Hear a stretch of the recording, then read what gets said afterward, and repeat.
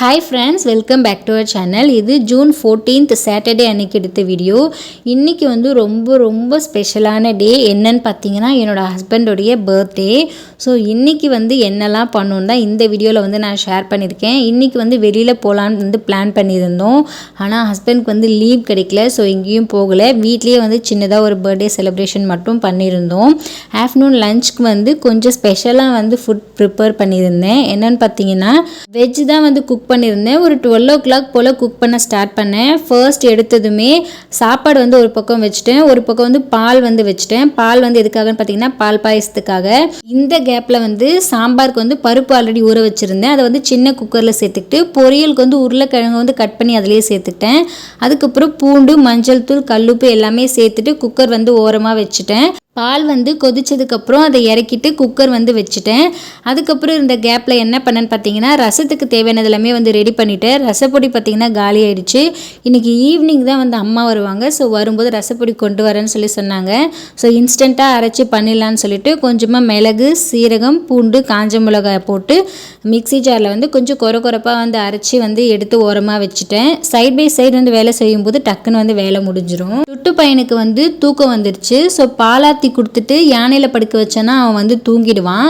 Mostly அவனுக்கு எப்படி நான் பால் கொடுப்பேன் அப்படின்னு பார்த்தீங்கன்னா ஒரு 8 o'clock முன்னாடி எழுந்துட்டானா ஃபர்ஸ்ட் வந்து நான் பால் வந்து கொடுத்துருவேன்.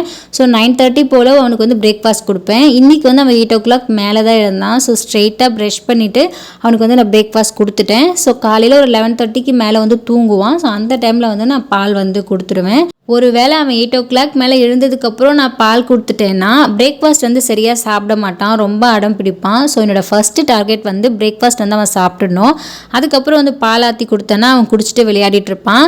ஸோ அவனுக்கு பாலாத்தி கொடுத்ததுக்கப்புறம் ரசத்துக்கு தேவையானது வந்து ரெடி பண்ணிவிட்டு பருப்பு வந்து விசில் வந்து அடங்கினதுக்கப்புறம் அதை எடுத்துட்டு ரசம் வந்து தாளித்து விட்டுட்டேன். பருப்பு வந்து கம்மியான குவான்டிட்டியில் போடும்போது உருளைக்கிழங்கு வந்து அது கூடவே சேர்த்து வேக வச்சுப்பேன். கொஞ்சம் அதிகமாக பண்ணுற மாதிரி இருந்தால் தனித்தனியாக வந்து நான் வேக வச்சுப்பேன். அதுக்கப்புறம் சாம்பாருக்கு தேவையான காய் எல்லாத்தையுமே வந்து கட் பண்ணிட்டேன். சைட் பை சைட் வேலைலாம் செய்யும்போது ரொம்ப நேரம் கிச்சனில் வந்து நிற்கவே வேணாம்.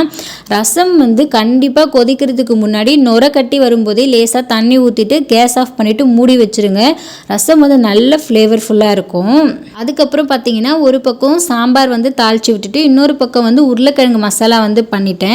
இப்போ வந்து டுட்டு பையனை யானையில் வந்து படுக்க வச்சு தூங்க வச்சுட்டேன். இப்போ வந்து நான் வடை பாயசம் மட்டும்தான் செய்யணும். இது எல்லாமே வந்து நான் செஞ்சுட்டேன். ஃபர்ஸ்ட் வந்து பால் பாயசம் செய்யலான்னு சொல்லிட்டு ஒரு 2-3 ஸ்பூன் நெய் சேர்த்துட்டு அதுலேயே முந்திரி திராட்சை சேர்த்து வறுத்துக்கிட்டேன்.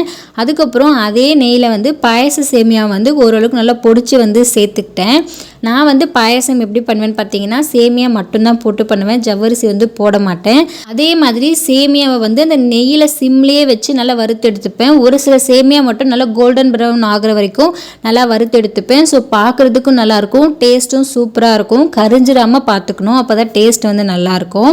அதுக்கப்புறம் ஃபுல் அண்ட் ஃபுல் வந்து பால் தான் சேர்த்து பண்ணுவேன். நிறைய தண்ணி வந்து சேர்க்க மாட்டேன். பால் வந்து அதிகமாக சேர்த்து பண்ணும்போது நல்லா க்ரீமியாக டேஸ்டியாக வந்து இருக்கும். இந்த சேமியா வந்து பால்லே நல்லா வேக வைப்பேன். ஏடெல்லாம் வந்து எடுத்து விட்டு அடிக்கடி கொஞ்சம் கிளறி விட்டுக்கிட்டே இருந்தோம்னா க்ரீமியாக வரும்.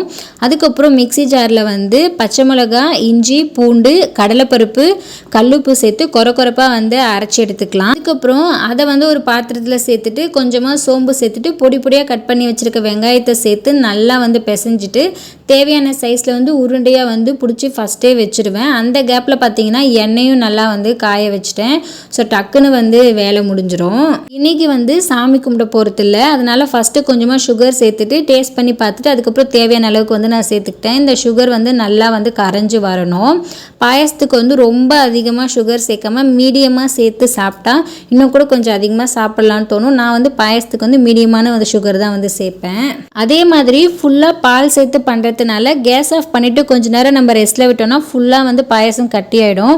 அதனால் டெக்ஸ்டர் வந்து கொஞ்சம் தண்ணியாக இருக்க மாதிரி பார்த்துட்டு அதுக்கப்புறமா நம்ம கேஸ் ஆஃப் பண்ணோன்னா சாப்பிடும்போது சாப்பிட்ற டெக்ஸ்டருக்கு வந்து கரெக்டாக வந்துடும். ஃபைனலாக வந்து ஏலக்காவை வந்து நான் பிச்சு சேர்த்துக்கிட்டேன். இல்லைன்னா சர்க்கரை கூட சேர்த்து நம்ம அரைச்சும் வந்து சேர்த்துக்கலாம். அதுக்கப்புறம் வடையை வந்து 2 பேட்சாக வந்து பொரிச்சு எடுத்துக்கிட்டேன். எல்லாமே குக் பண்ணி முடிக்கும்போது என்ன டைம்னு பார்த்தீங்கன்னா 1:15, அதாவது 1:15க்குலாம் நான் சமைச்சு முடிச்சிட்டேன். ஆனால் ஹஸ்பண்ட் சாப்பிட வந்த டைம் என்னென்னு பார்த்தீங்கன்னா ஈவினிங் 5 o'clock. ஆஃபீஸில் ஏதோ முக்கியமான வேலை இருக்குதுன்னு சொல்லிட்டு வெளியே வந்து போயிட்டாரு. அவர் எனக்கு கால் பண்ணி நான் வரதுக்கு லேட்டாகவும் நீயும் குட்டி பையனும் சாப்பிடாமல் இருக்க வேணாம், நீங்கள் 2 பேரும் சாப்பிடுங்க அப்படின்னு சொல்லிட்டாரு. வரும்போது பார்த்தீங்கன்னா குட்டி பையனுக்கு ட்ரெஸ்ஸை வந்து எடுத்துகிட்டு வர சொல்லியிருந்தேன். எதுக்காகன்னு பார்த்தீங்கன்னா கேக் கட்டிங் அப்போது குட்டி பையனுக்கு வந்து புது ட்ரெஸ் வந்து போடணும் அப்படின்னு சொல்லி ஆசைப்பட்டேன். இவ்வளோ வேலையில் கூட மறக்காமல் குட்டி பையனுக்கு வந்து கரெக்டாக ட்ரெஸ் வந்து வாங்கிட்டு வந்திருந்தார். அதே மாதிரி ஹஸ்பண்ட் போட்டிருக்க இந்த ஷர்ட் வந்து பர்த்டேக்கு நான் வந்து ப்ரெசென்ட் பண்ணியிருந்தேன். இது வந்து ப்ரெசென்ட் பண்ணும்போது வீடியோ வந்து எடுக்க முடியல. ஏன்னு பார்த்தீங்கன்னா நான் வீடியோ எடுக்க ஸ்டார்ட் பண்ணனாலே நான் ஏதோ கொடுக்க போகிறேன்னு சொல்லி அவர் வந்து கண்டுபிடிச்சிடுவாருன்னு சொல்லி சர்ப்ரைஸாக வந்து இந்த ஷர்ட்டும் பெல்ட்டும் வந்து நான் கொடுத்துருந்தேன். ஸோ அந்த வீடியோ வந்து எடுக்க முடியல. ஸோ அவர் வந்து புது ட்ரெஸ் போட்டதுனால குட்டி பையனுக்கு வந்து புது ட்ரெஸ் போடணும்னு சொல்லி புது ட்ரெஸ் வந்து எடுத்துகிட்டு வர சொல்லியிருந்தேன். குட்டி பையனுக்கு புது ட்ரெஸ்ஸை பார்த்ததை விட அவங்க அப்பாவை பார்த்ததுல தான் வந்து அவ்வளோ எக்ஸைட்மெண்ட்டு. ஒரு 5:30 போல் தான் ஹஸ்பண்ட் வந்து சாப்பிட்டாரு. எல்லாமே நல்லா இருக்குன்னு சொல்லி சொன்னார். சாப்பிட்டு முடிச்சதுக்கப்புறம் பால் பாயசம் வந்து கொடுத்தேன். குட்டி பையனுக்கு ஊட்டிக்கிட்டே வந்து அவர் சாப்பிட்டாரு.